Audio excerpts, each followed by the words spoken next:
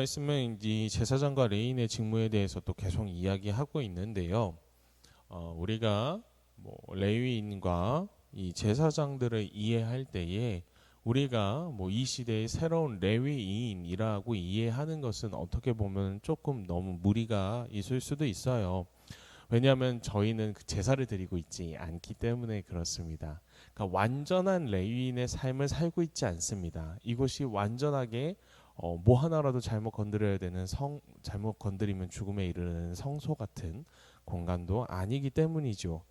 그렇지만 이제 말씀을 통하여서 하나님께서 이 레위인을 선택하셨고 또 제사장을 선택하셔서 이 모든 일들을 운행하시는 그 이유가 있지 않습니까? 우리는 좀 그 이유를 들여다볼 필요가 있는 것 같습니다. 왜 그러하냐면 이 이스라엘을 위하여서 그리고 그 주변의 이방 나라들을 위하여서 그들이 하나님을 알게 만드는 자들로, 그러니까 가장 하나님을 드러내는 자들로 택하셨던 이들이 바로 이 레위인과 제사장이었던 것처럼 우리도 하나님께서 이 세상의 빛과 같은 존재들로 세상을 비추는 빛으로 이곳에 부르셨기 때문입니다. 그러니까 하나님은 이 제사장과 레위인들을 택하셔서 무엇을 하길 원하시느냐, 그 안에 어떠한 뜻이 담겨 있느냐, 그것을 잘 기억하게 될 때에 이 성도로서 우리를 부르신 본문도 함께 이해할 수 있을 것입니다. 오늘 말씀해 보면 이 제사장에 관련해서 아론과 그의 아들들에 대하여서 하나님께서 명하시는 명령이 있는데요. 이 말씀을 보면 1절에서부터 시작되는 말씀들 가운데 내 죄를 담당할 것이다 라는 본문들이 계속 등장하고 있습니다. 그런데 이 본문은 말이 두 가지로 해석되어질 수 있는 거예요. 그러니까 나 스스로의 죄를 담당한다. 아론은 너의 죄를 담당하여야 한다라는 것과 그의 아들들은 그의 아들들 자신의 죄를 담당해야 한다라는 것을 의미하기도 하고요. 나뿐만이 아니라 너희들의 죄를 담당한다라는 의미로도 또한 해석될 수 있는 본문이기도 합니다. 그러니까 아론과 그의 아들들에게 주어졌던 가장 중요한 책무는 바로 이 죄를 담당하는 것인데 자신의 죄를 담당할 뿐만이 아니라 자신들과 함께하는 그 모든 이스라엘 민족의 죄를 담당하는 역할을 맡기셨다라는 거예요. 그러니까 하나님께서 우리에게 원하시는 가장 첫 번째 특징이 무엇이냐면 죄를 깨닫게 하는 것이라는 거죠. 이 레위인과 제사장들을 통해서 하나님이 보여주시는 것, 너희가 얼마나 죄인인지를 계속해서 담당해야 한다, 깨달아야 한다라는 것이죠. 그러니까 여러분들이 이 자리에서 하나님을 만나실 때 가장 먼저 해야 하는 것은 내가 얼마나 죄인인지를 고백하며 나아가는 것에 있는 줄 믿습니다. 우리는 늘 이 자리에 깨끗한 자로서 서 있을 수 없는 줄 믿습니다. 그러니까 하나님께서 우리를 인치셨어요. 하나님께서 우리를 의인이라 말씀하셨어요. 그럼에도 불구하고 여러분들 항상 기억하셔야 되는 것은 우리는 의인이라 인침을 받았을지언정 정말 의인으로 이 자리에 설 수는 없다라는 거예요. 하나님께서 온전하게 우리를 깨끗하게 하실 그 마지막 날까지는 우리는 언제나 죄인된 마음으로 항상 우리의 죄를 고백하며 또한 그 죄로 인하여 감사하며 이 자리에 나올 수 있는 자들이 되어야 한다라는 것이죠. 또한 우리가 그렇게 죄에 민감하게 나아가는 삶의 방식을 택하게 될 때에 어떤 일들이 벌어지냐면 우리를 바라보며 사람들이 하나님을 느끼는 거예요. 왜냐하면 그 죄 하나하나를 매일매일 고백하는 사람들이 있는 거고요. 그 죄를 조금이라도 안 지어보려고 삶에서 몸부림치는 사람들이 있는 거예요. 세상 사람들은 그것에 대해서 무감각하게 살아갈 겁니다. 그런데 오늘도 이것이 맞는 삶이라며 세상과 다른 삶을 사는 자들이 곳곳에 있는 거예요. 사람들이 그 사람들을 보며 말씀은 그런 하나님을 의지하며 자신의 죄를 고백하며 살아가는 사람들을 이상하게 여길 것이라고 분명하게 이야기하고 있지 않습니까? 그러니까 우리는 세상에 이상한 사람들이 되어야 해요. 왜 저렇게까지 죄를 고백하고 몸부림치며 살아가야 하는가? 사람들이 의심하고 이상하게 여기는 인생을 살아가야 합니다. 그만큼 죄에 민감한 삶을 살아내는 저와 여러분들이 되어야 하는 줄 믿습니다.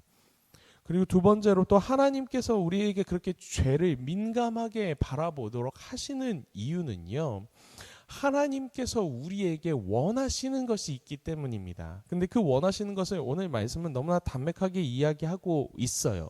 무엇이냐면 이 모든 직무들을 감당하는 것들을 통하여서 그것들이 제대로 감당하지 못할 때, 혹은 그것을 감당하지 않는 자들이 하나님 앞에 함부로 나오게 될 때의 결과가 죽음이라는 것을 명확하게 하나님이 밝히고 계시다라는 것이죠. 그러니까 모두 죽을 수밖에 없는 존재인데 어떻게 하는 거죠? 하나님 앞에 나아올 수 있는 어떤 권한을 부여받은 자들, 권한이라고 말하면 좀 그럴까요? 그냥 인정을 받은 자들, 그래 너희들은 나오면 그래 죽지 않게 해줄게 라고 말한 자들이 레위인과 제사장이라는 거죠. 그런데 그 레위인과 제사장들마저도 각자가 담당한 영역에서만 살아남을 수 있는 거예요. 자기가 담당한 영역을 넘어설 때는 여전히 무엇이 오는 거죠? 죽음이 오는 거예요. 그러니까 지금 우리의 상태는 아주 한 발자국만 잘못 뛰어도 죽을 수밖에 없는, 그것이 너무나 당연한 존재라는 거죠. 그런데 하나님께서 오늘 이들을 통하여서 무엇을 계속 말씀하시냐면, 죄를 통하여서 너희가 죽을 수밖에 없는 존재라는 걸 깨달으라 라고 말씀하시지만, 그럼에도 하나님 앞에 나올 수 있는 이 은혜들을 통하여서 하나님은 또 이야기하고 계신 거죠. 그러나 나는 너희가 살기 원한다 라는 거예요.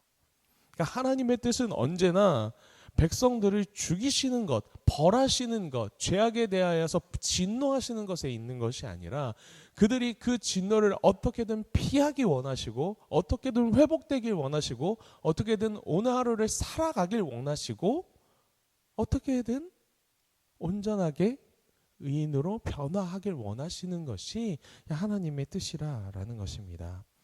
그리고 하나님은 정말 재미있는 말씀을 하시는데요. 28장 5절의 말씀에서 보면 하나님께서 너무나 재미있는 말씀을 하십니다. 제가 읽어드리겠습니다. 이와 같이 너희는 성소의 직무와 제단의 직무를 다하라. 그리하면 여호와의 진노가 다시는 이스라엘 자손에게 미치지 아니하리라 라고 이야기하고 있습니다. 여러분, 너희는 직무를 다하라 라고 하나님께서 말씀하셨어요. 근데 말씀의 마무리에는 뭐라고 말씀하고 계세요? 하나님 여호와의 진노가 다시는 이스라엘 자손에게 미치지 아니하리라 라고 이야기하고 있다라는 거죠. 직무를 하는 것은 너희예요.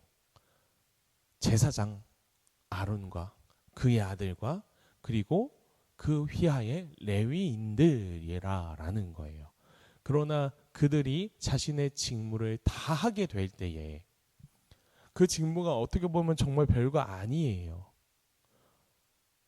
아론은 멋있는 걸 할 수도 있어요. 매일매일 하나님께 막 제사 드리고, 어떤 사람들은 아론을 부러워할 수도 있겠죠. 근데 어떤 사람들은 여러분 말씀에서 보면은 성막 기구 그냥 옮기고 설치하고 물 기르러 다니고 나무 패러 다니고, 이게 그의 할 일인지도 몰라요. 하나님이 어떤 일을 우리에게 주어지게 하신 건지 모른다라는 거죠. 그러나 어떤 일이 되었든 그것은 다 누구의 일이에요? 하나님께서 주신 일이에요. 그러니까 지금 이 자리에 서 있는 저뿐만이 아니라 오늘 이 자리에 함께 앉아 예배하고 기도하시는 여러분들의 모든 삶의 영역들, 모든 하시는 일들이 다 누가 허락하신 일이라는 거예요? 하나님께서 허락하신 일이라는 거예요. 하나님께서 주어주신 그 직분들을 행하도록 하신 그 모든 일들을, 삶에서 드러내야 하는 그 모든 것들을 충만하게 감당하시는 여러분들이 되시길 원하십니다.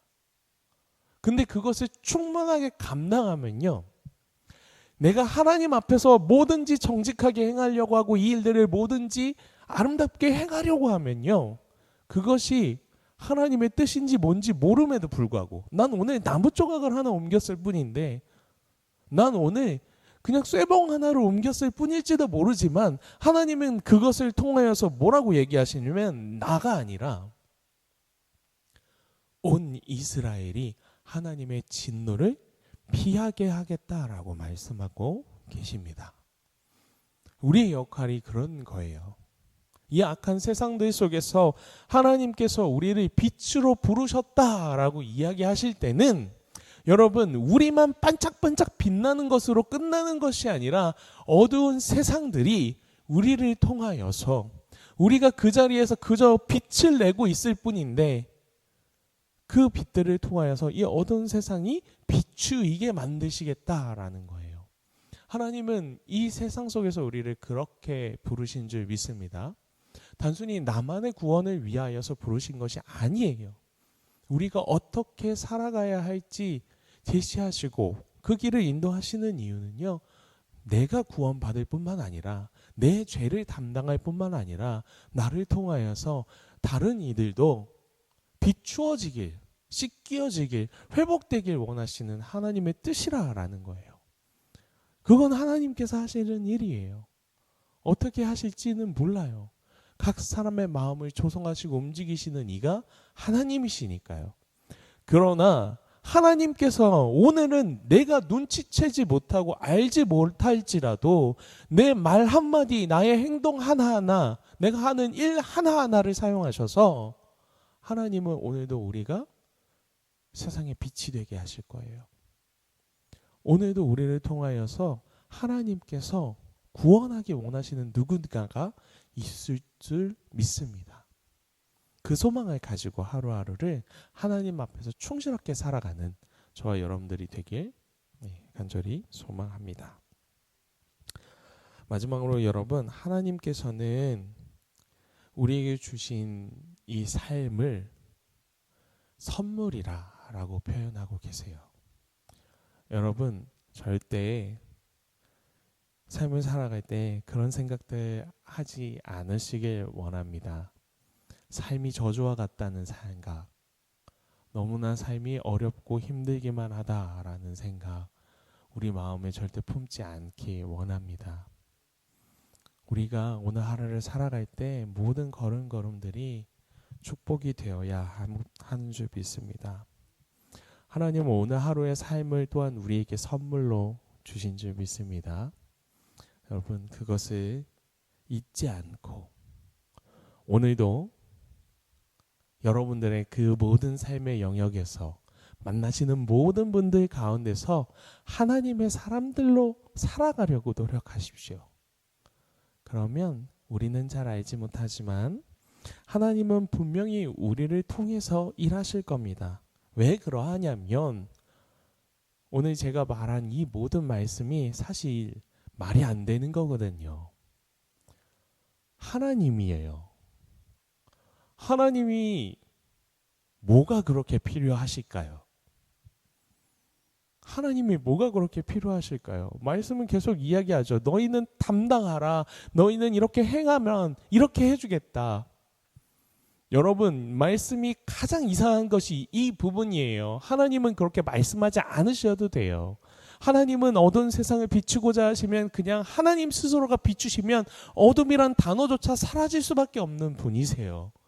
그런데 하나님은 오늘 무엇을 말씀하고 계시냐면 내가 너희를 택하였다. 너희가 나를 위하여 그렇게 살아가길 원한다. 너희가 그 죄를 깨닫고 담당하길 원하고 너희가 날마다 빛으로 살아가기 위해 애쓰길 원한다. 라고 이야기하고 계신 거예요. 하나님은 보잘것없는 우리를 하나님의 파트너로서 부르고 계신 거예요. 하나님의 뜻을 드러내는 존재로서 우리를 오늘도 사용하고 계신 거예요. 사용하길 원하시는 거예요. 그렇다면 여러분들 정말 하나님의 그 놀라운 은혜와 사랑을 깨닫는 자라면 그렇게 살아가기 위해 몸부림쳐야 되는 게 맞지 않겠습니까? 오늘 하루의 삶 여러분 몸부림쳐 봅시다. 내가 조금 더 하나님의 사람으로 서 있으려고 말 한마디를 해도 행동 하나를 해도 내가 하나님의 사람인데 이러면 안 되지. 내가 하나님의 사람인데 이렇게 해야지. 라는 마음을 늘 품고 살아가는 저와 여러분들이 되길 원합니다. 어떻게 할지 모르지만 하나님은 우리의 그 작은 행동 하나하나를 사용하셔서 사람들이 깨닫게 하실 거예요. 아, 저곳에 하나님이 계시구나. 저곳에 누구이신지 내가 알지 못하지만 분명한 이 세상의 창조주이신 신이 하나님이 계시구나. 그걸 우리의 아주 작은 손짓과 발짓과 목소리를 통하여 드러내실 것입니다. 여러분, 그런 삶을 살아가는 저와 여러분들이 되길 소망합니다. 우리 함께 기도하도록 하겠습니다. 오늘 이 새벽에 특별히 또 기도하실 때는 하나님, 내가 정말 하나님의 백성이라는 걸 잊지 않고 오늘 하루의 모든 삶과 모든 행동과 모든 말과 모든 언사들을 아버지 하나님 안에서 행하게 하여 주시옵소서. 그렇게 기도하며 나아가는 이 새벽이 되길 원합니다. 함께 기도하겠습니다.